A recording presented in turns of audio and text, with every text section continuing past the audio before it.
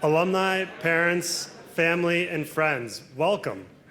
It's so great to be here tonight with everyone as we celebrate exceptional performances and legacies by individuals and teams associated with Swarthmore College athletics. My name is Charlie Sussman, and I'm class of 2005, and while I was here, I was a two-time captain of the men's lacrosse program. Thank you. I'm also the chair of the Garnet Club Advancement Council, and as part of the council, we partner with Swarthmore Athletics to provide programming, resources, and opportunities for student athletes and for the community. Last year, GCAC funded 53% of the Mullen Tennis Center renovation project.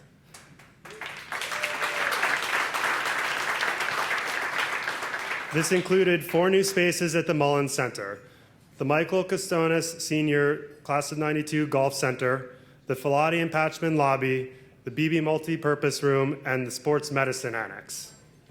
Support from alumni and parents are critical to the success and advancement of initiatives like these.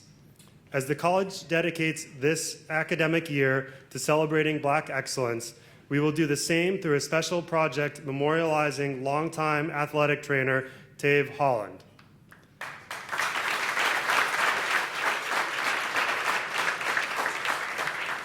This project will provide a means to support Swarthmore athletics in perpetuity through an endowment and advance Swarthmore's longstanding tradition of inclusion and access through scholarship. This project is being led by Jim Harvey, class of 78, who is being inducted tonight as part of the 1974 men's soccer team. Jim, please stand and accept the recognition.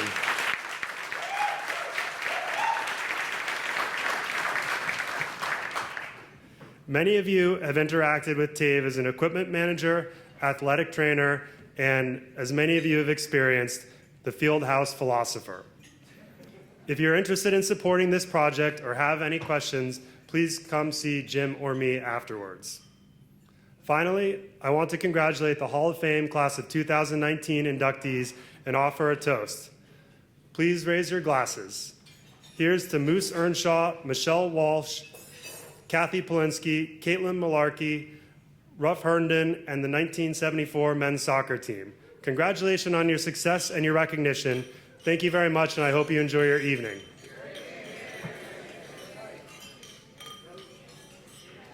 I'm going to interrupt you briefly between courses. Thank you.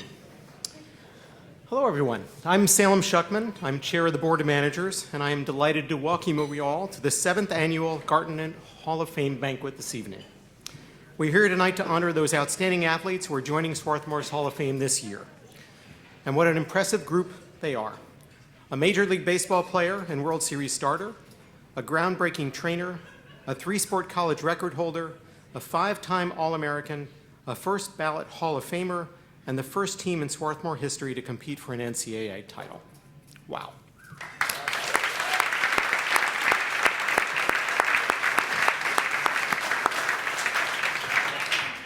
Tonight's celebration are about lifting up the accomplishments of these talented athletes and reflecting on the meaningful lessons imparted by college athletics. To participate in a sport takes more than just physical fitness. It requires diligence and commitment to your goals, as well as a spirit of collaboration and teamwork. This mix of rigor and passion, individual effort, and care for your larger community exemplifies Swarthmore's mission to educate the whole person and serve the common good. Your support for Swarthmore Athletics helps our students set records and win championships, all good, which is a wonderful thing, but it also helps foster the lessons of teamwork and dedication, which our athletes will carry with them well beyond graduation. The motto of the Garnet Club Advancement Council, whose members support our athletes' program through their council, philanthropy, volunteer programming for our students, parents, athletes, and friends, reflects the impact athletics programming has on our community. GAME, which is their acronym, is more than play. It's about embodying the values of generosity, advocacy, mentorship, and engagement. I'd like to ask the members of the Advancement Council to stand so that we can take a moment to thank them for their leadership.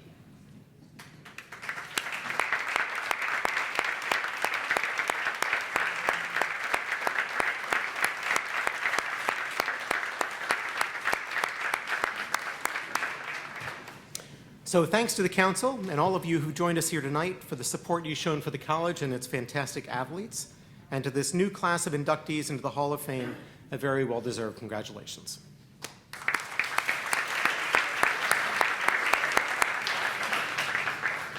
And now I'm pleased to introduce you to our president, Val Smith.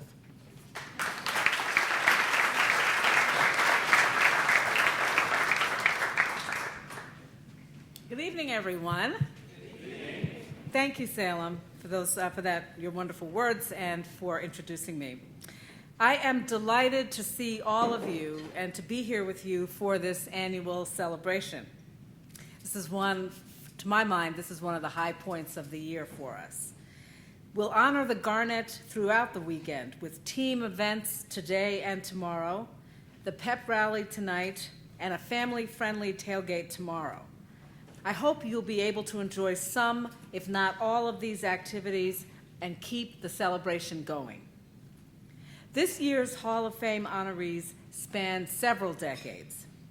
They represent 11 different teams: baseball, men's and women's basketball, field hockey, football, women's track and field, softball, women's swimming, and men and women's soccer. All of them make us proud. We also recognize Ruff Herndon, who was an athletic trainer at the college for 62 years. An African-American man, Herndon began his tenure in 1904, nearly 40 years before the first black students were admitted to Swarthmore. As we celebrate black excellence over the course of this year, Ruff Herndon's is one of the many stories we hope to elevate as we recognize the contributions of the Swarthmore black community. Tonight, we recognize George Moose Earnshaw from the class of 23, Cathy Polinsky, class of 99, Michelle Walsh, class of 98, Caitlyn Malarkey, class of 09, Ruff Herndon, and the 1974 men's soccer dynasty for their... You like that? At least I know you're listening. And the 1974 men's soccer dynasty for their legacy at Swarthmore, their contributions to the college, and to the wider world. Let's thank the committee of coaches, staff, and alumni who selected this year's inductees from an impressive pool.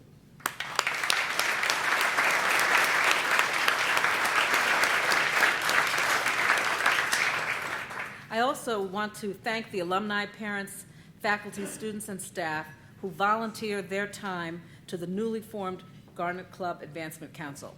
Salem just introduced them to you. I look forward to the impact they will have as their work gets further underway. I also want to echo what Salem said earlier about our mission to educate the whole student. Everyone in this room knows that when you attend a college like Swarthmore, you don't just go to class and then graduate. As a liberal arts college committed to educating students for doing good in the world, we provide myriad co-curricular opportunities that support learning and development across a variety of dimensions, preparing students for productive, engaged lives. Athletics is fundamental to that mission. Last year was a testament to the excellence of our student athletes, and I look forward to the seasons ahead.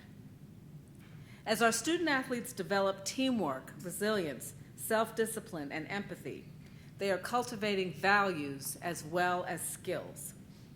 These values are as necessary on the field, track, and court as they are in the classroom, lab, on the stage, and in residence halls, and they will be deeply significant in their lives after college.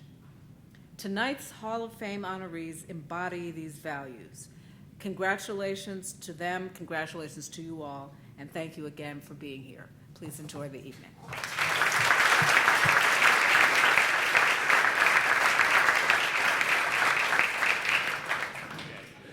And here we go. Welcome, one and all, as we celebrate tonight the induction of the 8th class of the Swarthmore Athletics Hall of Fame. For those of you who don't know who I am, my name is Adam Hertz. I am the Director of Athletics. I'd like to thank President Smith, Salem Shuckman, Charlie Sussman for your noteworthy words and your commitment and support of the Garnet Athletics program. Thanks for being here tonight. So those of you who've been here before know that this is one of my favorite events of the year, as it brings together a population who dedicated so much to this institution. It gives us an opportunity to remember, recognize, and commemorate those moments together with teammates, friends, and family. This is a year of anniversaries for us here at Swarthmore as we celebrate the 5th birthday of this building, the Matchbox, a facility that has helped transform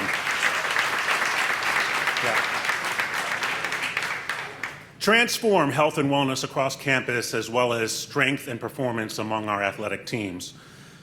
We are also celebrating Black excellence in conjunction with the 25th anniversary of the Chester Children's Chorus and the 50th anniversary of the Black Studies Program and Black Cultural Center. So how fitting it is tonight to be inducting one of the pioneers of this era. We also celebrate the 45th anniversary of the 1974 soccer team's ascent to the NCAA Division III National Championship.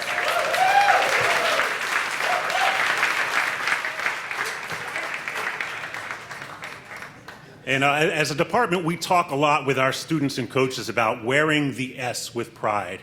I usually say that and I reach up for the S on my chest, but it's not there tonight.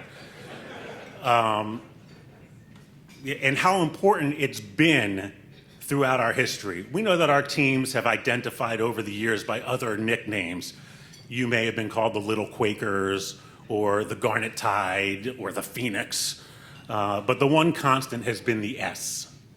Tonight we'll hear stories of dedication and commitment to the S and why it's been and continues to be something that we wear with pride.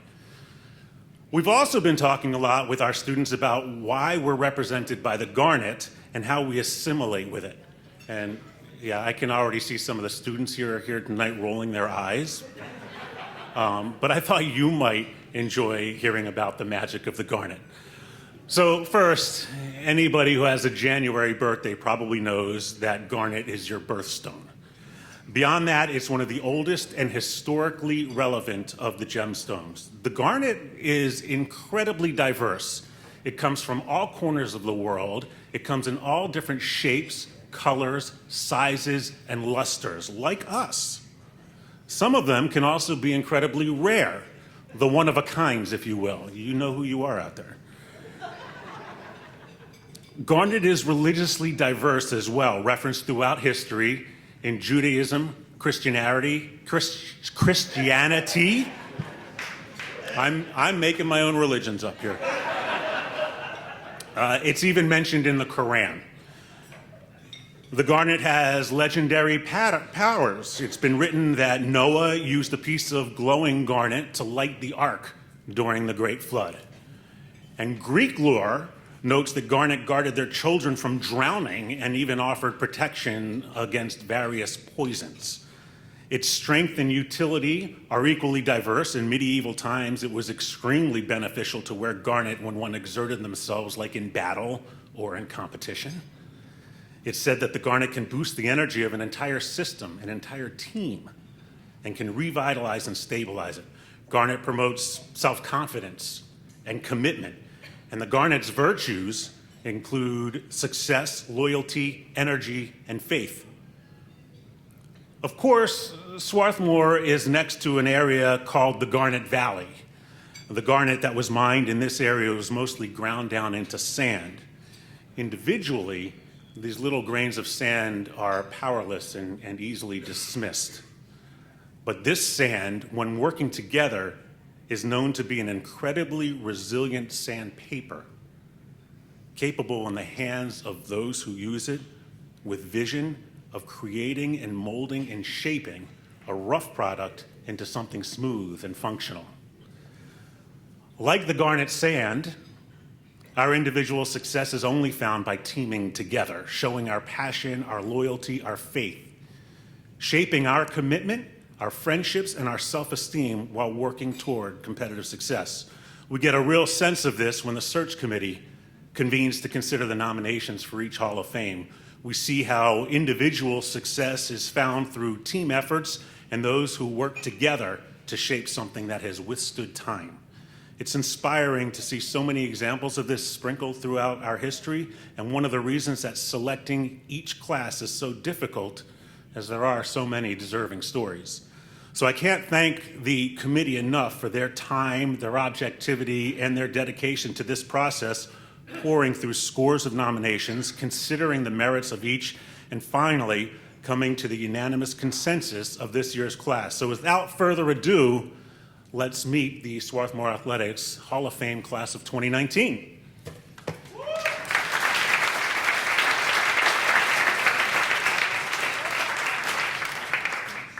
Our first two inductions are posthumous.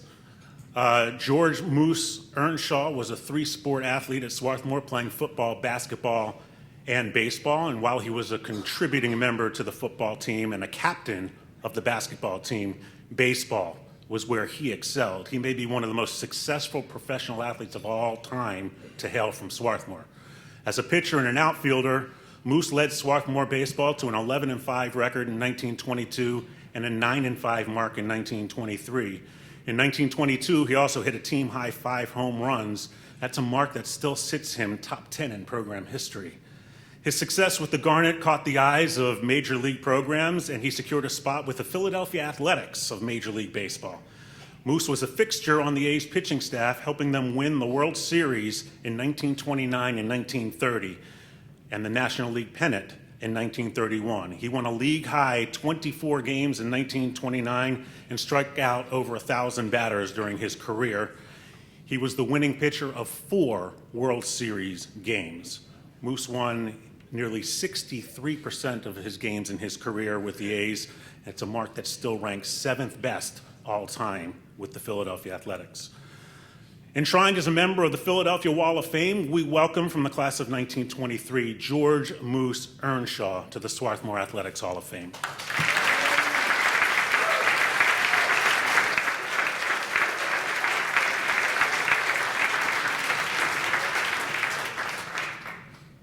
So I had a little spare time, and I was reading a newspaper from June 4th, 1966 the other day. I have a little catching up to do, I admit. I was amazed by how historically significant it was. I read an article about Willie Mays breaking out of his batting slump. Roberto Clemente went 2 for 5 as the Pirates beat the Astros, and Jim Bunning led the Phillies to a win over the Giants. Then there was the announcement that Ernie Terrell, the heavyweight champion of the world, had just canceled his fight with Cassius Clay. The feature story, by the way, Marion Fay, thank you for the newspaper.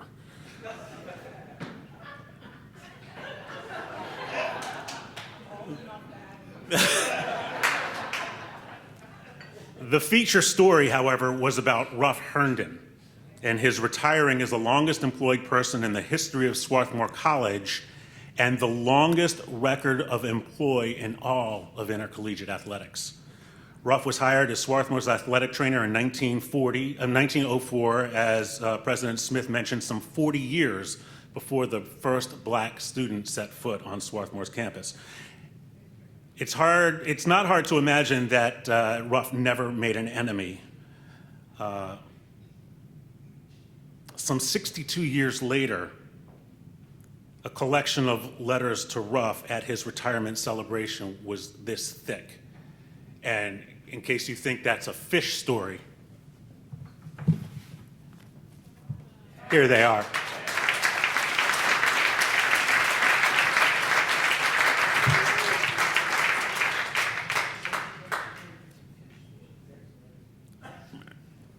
Thank you.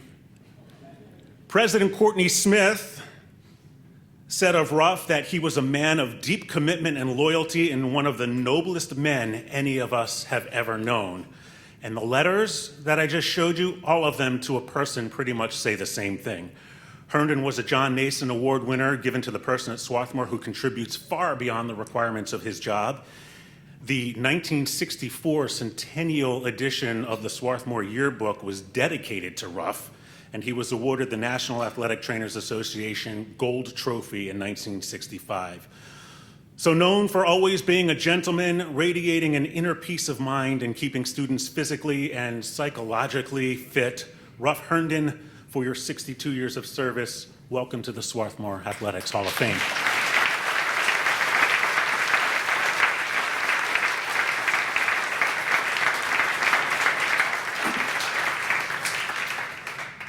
These inductees are not posthumous. But I should mention from the top here that this one is not a guilt induction because we stole Vassar's women's basketball coach from Michelle Walsh this summer. Michelle Walsh was one of the premier athletes of her era. She was a field hockey, basketball, and softball player and captain of each of those teams. A look at the record books of each sport still has Michelle listed as one of the best ever. As a defender on the hockey team, she led a defense that helped the program to a 4-year record of 64 wins against 14 losses and 2 consecutive unbeaten Centennial Conference seasons. She sits 10th all-time in assists for the Garnet. As a captain of the basketball team, she averaged nearly 6 rebounds a game, and her 191 career steals is good for 7th best in program history. And on the softball team, Michelle batted .451 over her career, had a .743 slugging percentage, owns the 2 highest single-season batting averages in program history, hitting .495 in 1997 and .500 in 1998, and is still the program's all-time leader in total bases.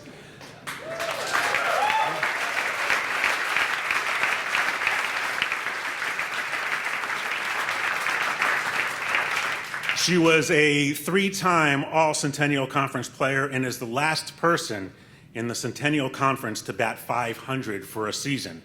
She's now the Director of Athletics and Physical Education at Vassar College with a new women's basketball coach from the class of 1998. Please welcome Michelle Walsh to the Swarthmore Athletics Hall of Fame.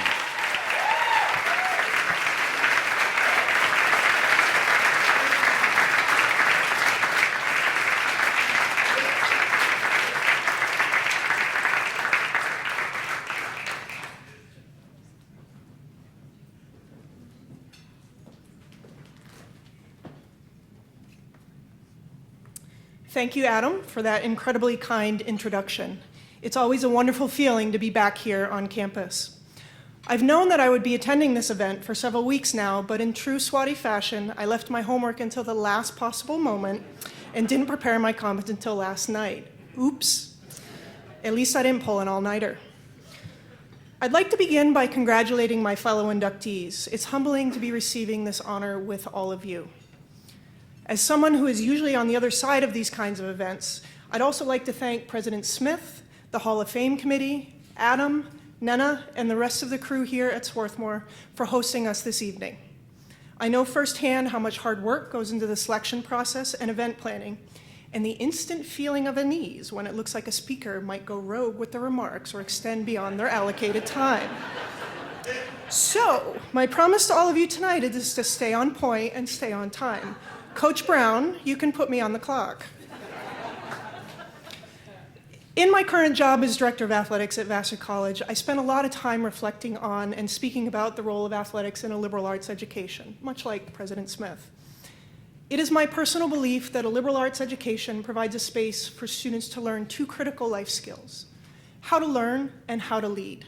And I further believe that athletics plays a key role within that educational space, providing unique opportunities for student learning and leadership outside the classroom. And that belief is grounded in my 4 years here at SWAT. I can distinctly remember arriving on campus as a first-year student for field hockey preseason so many years ago, meeting my new teammates who were from all over the United States and the world, and then 24 hours later, I was on a plane to England with the rest of the team for preseason, my first and at this point only trip across the Atlantic. The food was an adventure, and my first collegiate drill was a disaster. We had to dribble the ball while following the lines on the field. The coach put me in front of the line, and I am not a good ball handler, so I missed a line, and everybody else started going in a different direction. Then the coach started giving me a lot of what I'll politely phrase as some tough feedback. This could not have gone worse. After the drill, one of the upperclassmen came up to me and offered encouragement, told me to hang in there. You're doing a great job. You'll be okay. So you're thinking, this is wonderful. What a story about positive encouragement from a teammate. Well, kind of, because I was pretty stubborn and told the upperclassmen, no, this is good for me. I need people to be tough on me. Surprisingly, she gave me a strange look and walked away. So learning moment number 1 here, graciously take support when it's offered.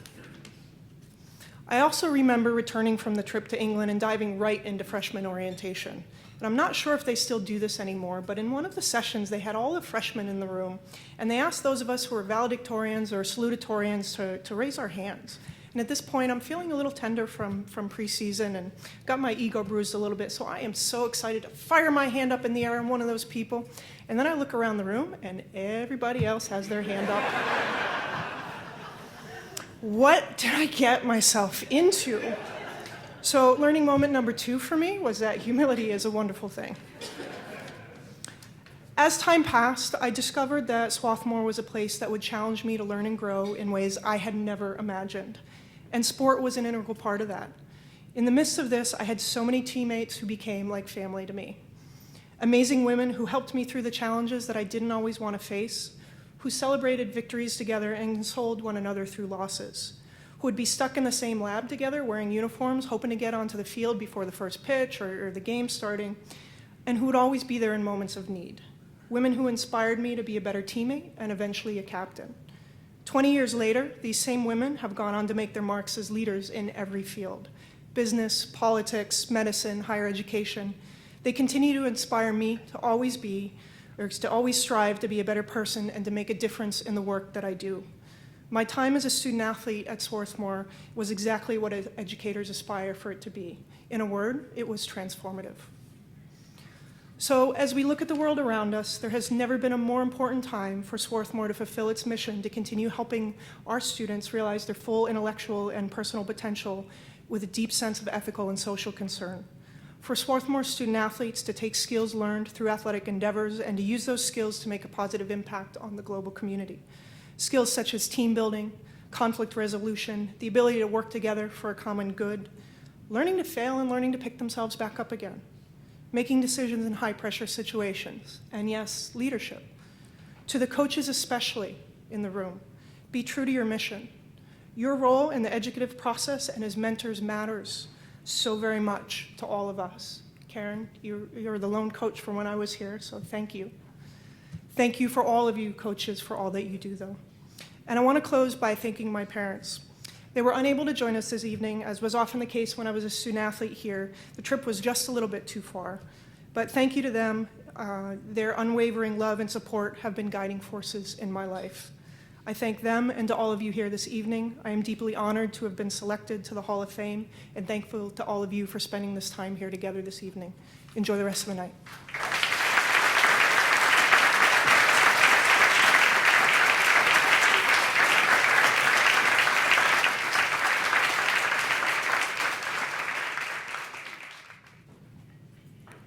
So I guess you got the sense during that speech that Michelle likes criticism and correcting. And one of her softball teammates shared a story one game when she was having a little trouble with the umpire, this teammate. And she thought the umpire had a wide strike zone and had called her out on strikes on consecutive at bats, and she came back in the dugout and sat next to Michelle and started whining about the umpire and how wide the strike zone is and how is she expected to swing at balls like that. And Michelle very plainly looked over at her and said, "Those balls are strikes. Swing the bat." So, yikes.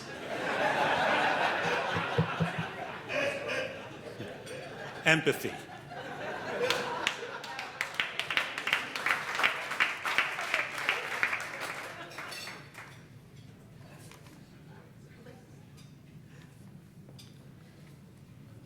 So I wonder if it ever got old.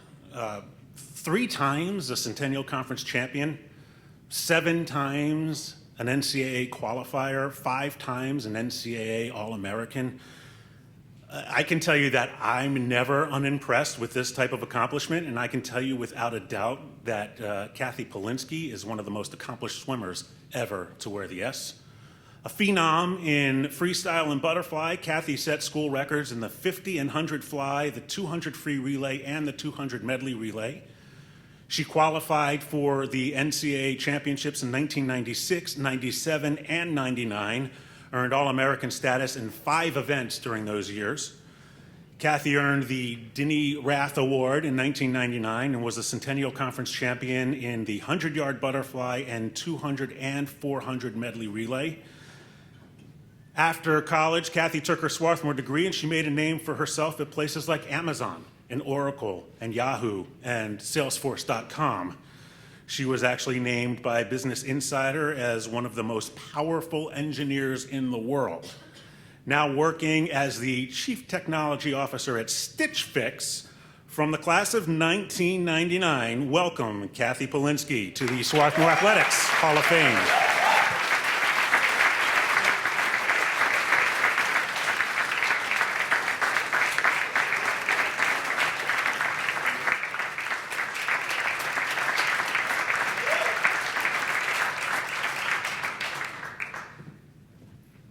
Tough act to follow, but Swarthmore was just extremely transformative to me, and I'm eternally grateful for helping it become the person I am today. But I don't think that I would have come to Swarthmore if it weren't for swimming. I spent hours on the phone with Sue Davis as a senior in high school talking about Swarthmore and talking about the program. But what really sealed the deal was my visit as a prospect during Centennial conferences that Swarthmore was hosting for swimming. I was up in the stands cheering for Swarthmore and seeing myself as being part of that team. But also I stayed in Mert's dorm with a couple of sophomores. And I remember seeing the swimmers talking on the dorms late at night about all of their scholarly interests, talking about politics, talking about their classwork, and really being engaged in the academics here at Swarthmore. And I saw that this is a place that I could do both. I could be both an amazing athlete, but also an amazing scholar. And I appreciate Sue for really giving me this opportunity to think about being a great swimmer, but also being able to study abroad, even though she discouraged me against it, missing our Gettysburg meet our senior year so that I could go to a computer science competition, even though we did not win the meet. And I love my time here. And it's been an incredible part of my career, even though I don't swim today. My husband and I are both in the tech industry, and it's work where you have to be incredibly focused on the work that you're doing. And sometimes it's hard. Sometimes you're just not in the zone and you're not able to think. And so Russell has given this advice to people is, on those days where, you're just not, it's not clicking and it's not working well, you just have to go into the office and work as hard as you can and do the best you can. And on those days that everything is firing up and you're just in the zone, just do as best as you can and just have that zone work out. And that lesson that we talk about is a lesson that was true at Swarthmore on the swim team. Some days it was you're in the zone and practice was amazing and you just work as hard as you can and it would be the most amazing practice. But then there were other days that practice was just hard. It was hard to get to the pool and you just force your way through it. But I think that mentality really helped me become the athlete I am today and helped me be the professional I am today. And so I'm very thankful. Thank you very much.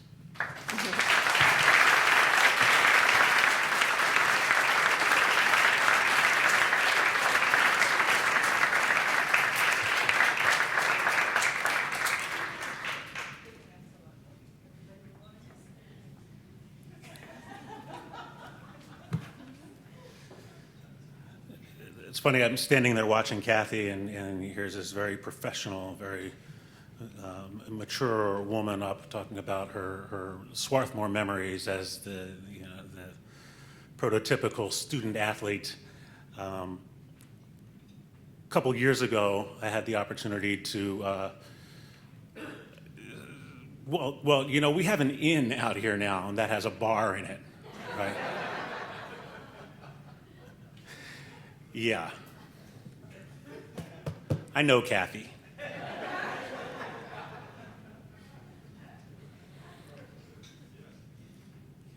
The measure of consistency, you might say. Caitlyn Malarkey played in every soccer game of her career and started all but 2 of them. She was a speedy, fearless, confident player who earned the distinction of being the first defender in the Centennial Conference to be named first team all-conference in 4 consecutive years. She helped steer a program that won just 3 games her freshman year to one that went 39-10-10 in her final 3 seasons, winning 2 consecutive ECAC championships and becoming the first team to defeat a #1 nationally ranked opponent. On the track, Kate was a Centennial Conference champion in the indoor 800, the 4x800 relay, a bronze medalist and school record holder in the steeplechase and the 5K, an NCAA qualifier in the 800 and the mile, where she finished 5th overall and earned All-America recognition. She also qualified for NCAA championships in the steeplechase, finishing 11th overall. In all, Kate graduated with 4 school records, but her greatest running accomplishment may have actually been during the soccer season after they had beaten #1 ranked TCNJ. The bus stopped at a Quickie Mart on the way home to pick up a couple of cases of water and some snacks for the team. Everybody got back on the bus, and the bus took off, and they were about 3 blocks down the road, and somebody looked out the window, and there was Kate running after the bus. And poor Caitlin, who had been inadvertently left behind at the Quickie Mart, chased down the bus.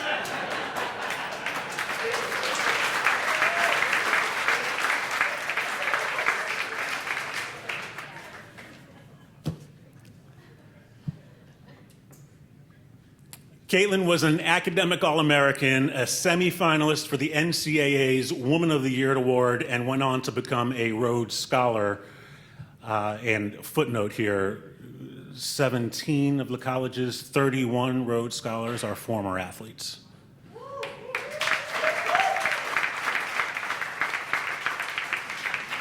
Currently living in Hamilton, Ontario, and teaching at McMaster University from the class of 2009, welcome Caitlyn Mullarkey to the Swarthmore Athletics Hall of Fame.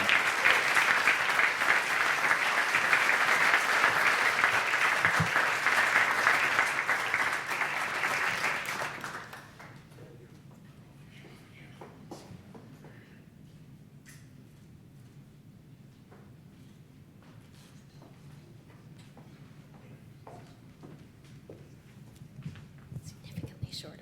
Yeah, that's okay. Thank you for the very generous introduction, Adam. It's an honor to have the opportunity to return to Swarthmore and to be recognized here along so many talented and accomplished athletes. So I want to draw your attention to something in the program. It says, Caitlyn Mullarkey, a star in soccer and track and field, who also played basketball. That's where I want to start tonight. I think I hold several unofficial school records that maybe the selection committee wasn't aware of, so I'm going to start with that. I spent an illustrious season riding the bench for the women's basketball team. I averaged 2, maybe 3 minutes a game on a team that was young and struggled to break 500. I tried to make the most of the little play time that did come my way, but never really accumulated a significant number of minutes. All in all, the season was pretty unremarkable. I didn't really feel like I stood out in any way.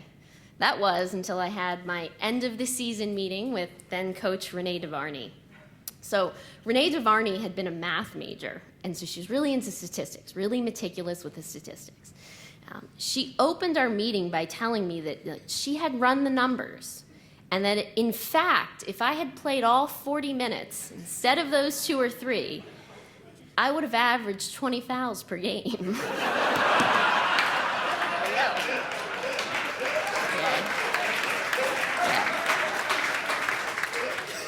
Okay, so I want that on the record. Highest number of fouls per minute played. Okay, there you go.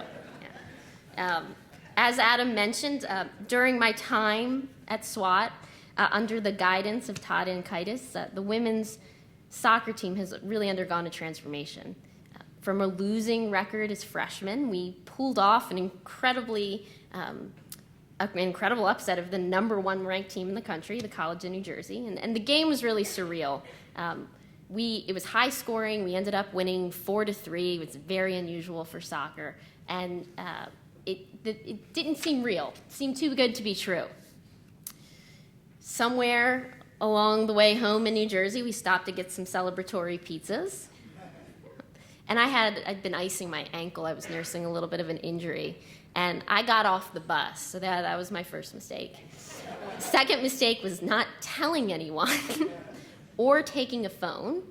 Had to walk a little further than I anticipated to get rid of that ice. And when I turned back, the bus was gone.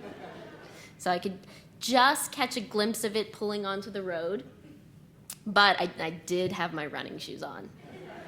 And so, mad sprint to catch the bus, just frantic, manically chasing the bus, wondering how long it would take for people to realize that I was missing, but realizing there was pizza on the bus now, so probably a really long time. But I got lucky because the bus hit a red light. So I was able to catch it, and I think one of the freshmen was just kind of peeking her head out, being like, "Is that Malarkey?" I don't know. I might still be in New Jersey otherwise. So I think 400-meter bus dash. That's another record. The sad reality, of course, is that the records are fleeting. Instead, what lasts is the friendships that we form, the community that we become a part of. My teammates are still treasured confidence. We have moved on from celebrating wins and championships to celebrating life milestones. We've attended each other's weddings, held each other's children. The small impact that I have made on Swarthmore athletics pales in comparison to how being a Swarthmore athlete has and continues to impact my life. I stand here tonight because I have been supported, encouraged, and mentored by so many. My parents have always been my #1 fans. They were perpetual fixtures in the stands at our home soccer games, often with our golden retriever. They're here tonight. My coaches,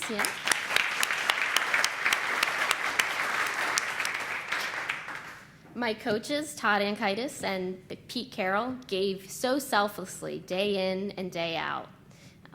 Outdoor track and field nationals my senior year conflicted with my senior honor exams. And being stubborn, I was unwilling to miss out on the championship meet and my honors exams. So I took half of my honors exams. I flew out to Ohio to run the steeplechase, and it was a miserably hot day. But there wasn't a flight back from Ohio that would get me home in time to finish the rest of my exams. Pete Carroll drove me through the night back to Philadelphia so that I could sit the rest of my honors exams.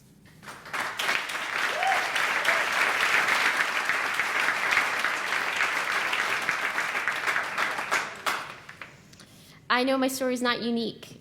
For decades, Todd and Pete have shown unwavering dedication to their athletes, and the successes of their programs are a testament to that.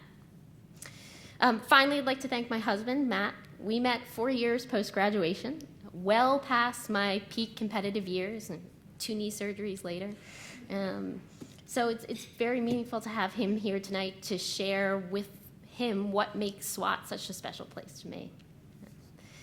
When I first walked through the doors of the field house 14 years ago, I was mostly terrified. I was afraid I was going to be cut from the soccer team and really fail before my college career had even started. Eventually, coming to the field house became the best part of my day. 10 years on, this campus, these buildings, they feel like home. They're filled with nostalgia and happy memories. So thank you again to the selection committee, my coaches and family, and warmest congratulations to the other inductees.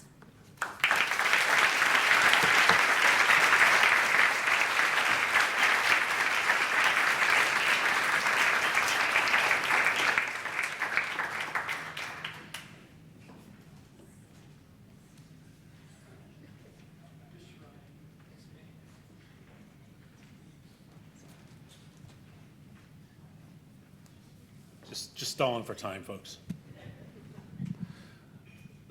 So the basketball thing was going to be part of my postscript. I did enjoy watching Caitlin turn basketball into an ice hockey game. For sure. Yeah, she didn't say she only got 3 minutes a game because that's all it took for her to foul out.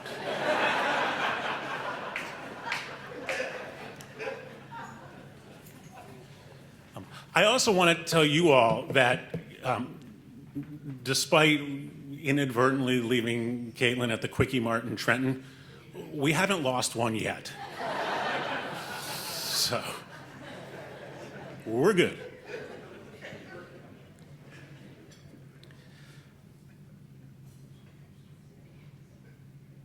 You know, it's not just about talent. You have to have talent, of course, but you need to be healthy, you need to be lucky, and you need to be united. Now, I'm not sure anybody had any, no offense, real expectations for the men's soccer team coming off a 1973 season in which they went 4-4-4.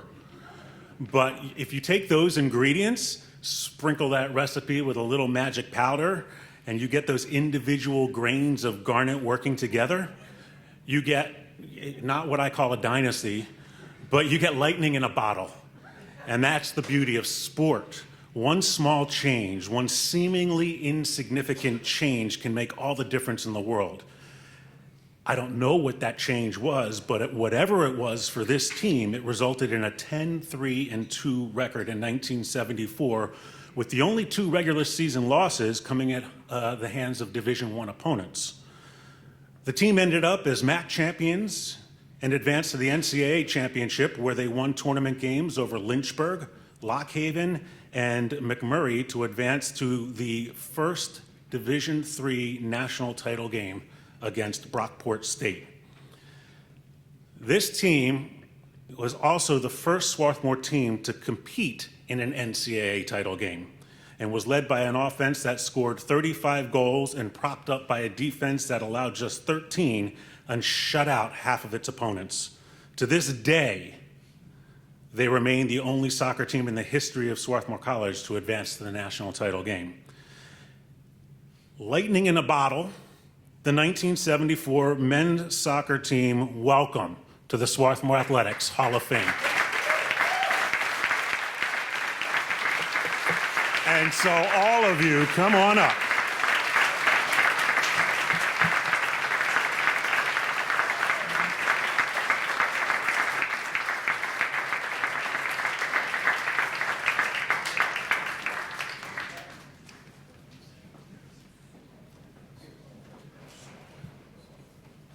Guys, we got your back there. Got it.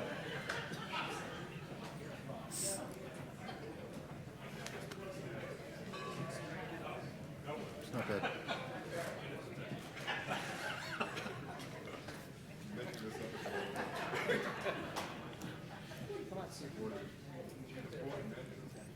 There appears to be a fundamental misunderstanding with the chain of command at the college when the athletic director tries to contradict the president of the college, who recognizes a dynasty when she sees it.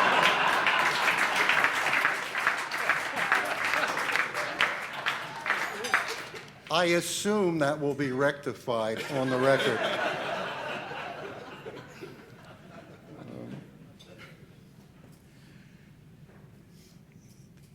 We refer to this as the McElhenney Building. No.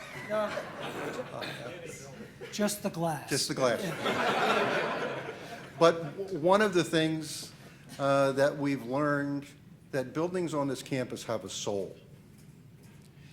And this building now exemplifies, in my view, the soul of Swarthmore athletics and the absolute magic that can happen on a playing field, which thankfully happened for us in the fall of 1974.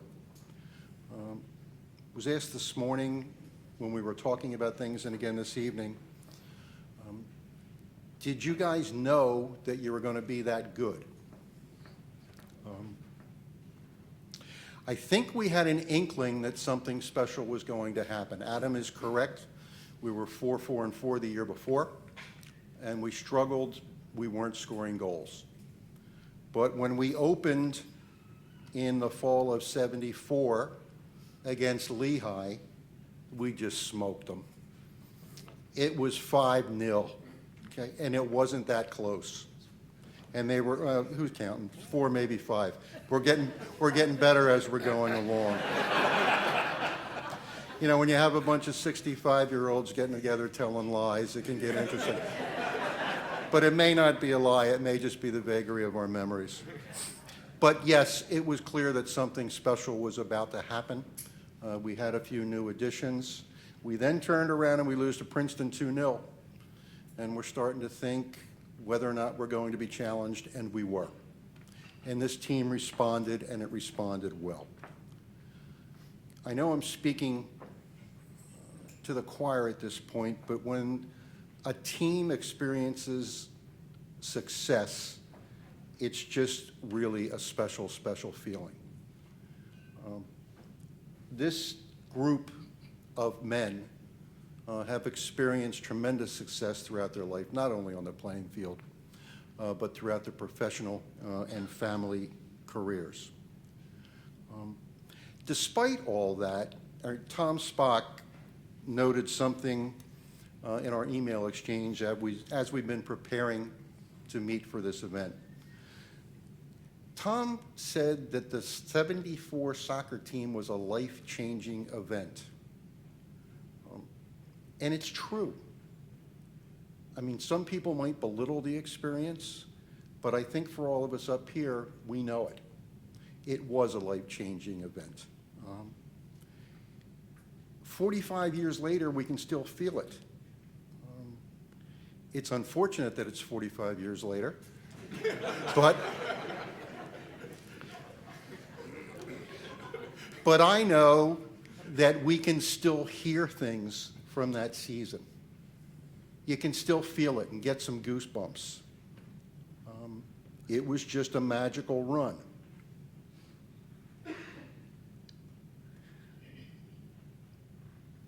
What I would like to do, just take a minute, is to announce the lineup. Since this building has a soul, this building needs to hear these names from the '74 team. And I think this will be the final announcement for the starting lineup for us, as we're now. Well, it's the autumn of our years. Let's leave it that way. Speak for yourself, dude. Yeah. Okay. See, now we're hearing from freshmen who should be. Freshmen should be seen and not heard. Someone had to bail you. Yes. Hey, I wasn't going to do it, but I'm going to do it now. I'd expect nothing less, man. Our coach was Mr. Willis Stetson, who was class of '34, All-America player here, athletic director. And you have to understand, when we arrived here, the nucleus of the team in '71, there were 8 of us. This was a very different place. Vietnam still permeated. There was no love up on the hill for athletes. The student athletes here now are very, very fortunate, but now up on the hill, they're talking about eliminating football, and the consensus was it was going to be over Mr. McCabe's dead body, and that is exactly what happened. When Mr. McCabe passed away, it was like, okay, now we're getting rid of football. But there was a lot of tension, and culturally, you'd seen things like Mr. Stetson, who I think was the consummate gentleman, class of '34. He was older. And if you look at the picture that you saw before, there was a lot of hair and a lot of attitude that came from us. But Mr. Stetson was our coach, and Joe Leitner, assistant coach, later head coach here. He escaped Hungary when the communists did invade. And Ed Townsley, who was a Westchester graduate, was our other assistant. So the team who's up here, and then these names need to be heard. Sam Agger, co-captain, Gary Albright, myself, Dave Bachman, Dick Bepler, Dave Doherty, Brad Gentry, Dan Gordon, Dave Hahn, Jim Harvey, Maurice Kearns, Dave McElhenney, John McKittrick, Arthur Philpotts, Larry Shaw, Joe Spirito, Tom Spock, Mac Todman, and Johann Waplinger.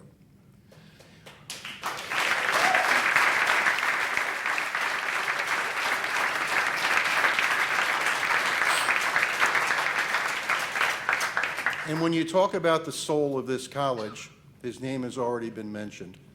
Octavius Tave Holland.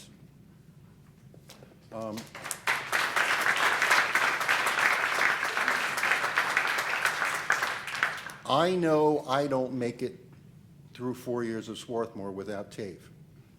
Now, to say that he was an equipment manager, an athletic trainer, no. He was the soul of the athletic department, and he had a doctorate in philosophy. And he mentored us more than anyone at this college. So in addition to the 74 team accomplishments, 10 of our team members made the All 70 Decades team. 4 of our team members made the All Century team. That is representative of how dominant this team was. We were 10-3-2. We didn't lose to another D3 team until the national final. That was November 30 of 1974. At that point, I thought it was the worst day of my life, and I believed that for many years. Now, I realize that that year, this team was emblematic of the success that these individuals would see throughout their lives. It really was a harbinger of things to come for these members. And now, I look back on that day with great pride because of the relationships that were fostered and the way these folks have conducted their lives. University presidents, CFO of the NFL, university professors, law school professors, individuals involved in a multitude of charitable endeavors, successful business people. And that is really the enduring legacy. Not that we were good, yeah, we were good. In fact, we were a dynasty.